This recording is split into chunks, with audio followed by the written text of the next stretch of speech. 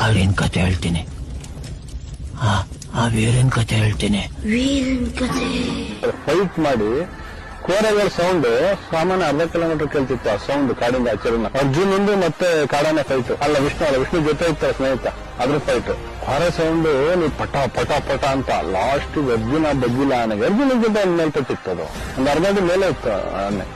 ಅದು ನೋಡಿದ್ವಿ ನಾವು, ಫೋಟೋಸ್ ಇದೆ ನಿಮ್ಗೆ ಕಳಿಸ್ಕೊಡ್ತೀನಿ. ಅರ್ಜುನ ಒಂದ್ಸಲ ಕೊಡಕ್ಕಿ ಮೇಕೆ ಹೊರತಿ ಸ್ಟೈಲೇ ಬೇರೆ. ಅರ್ಜುನ್ ಕೋರೆಗಳೇ ಸುಮಾರು 1.5 ಮೀಟರ್ ಆಚೆ ಇದ್ವು. ಅರ್ಜುನ ಹಳಗೆ ಬಂದಿದ್ದು. ಅರ್ಜುನನ್ನ ಫೈಟ್ ಮಾಡಿ ಲಾರಿ ಗತ್ತಿಸಕ್ಕೆ ಕಲೆಕ್ಟ್ ಅಂತ ಬಿಡ್ತಿರ್ಲಿಲ್ಲ. ಏನಕ್ಕೆ ಅಂತ ಅಂದ್ರೆ ಇದೇ ಉದ್ದೇಶ. ಫೈಟ್ ಸ್ಟಾರ್ಟ್ ಮಾಡಿದ್ರೆ ಅರ್ಜುನ ಎಂಡಿಂಗ್ಗೆ ಬಿಡೋದೇ ಇಲ್ಲ. ಆ ಟೈಪ್ ಲೆಕ್ಕಾಚಾರ. ಯಾಕೆ ಅರ್ಜುನ ನಮ್ಮ ಆನೆ ಅರ್ಜುನ ಇದ್ದಾಗ ಯಾವನೇ ಬರ್ತಿರ್ಲಿಲ್ಲ.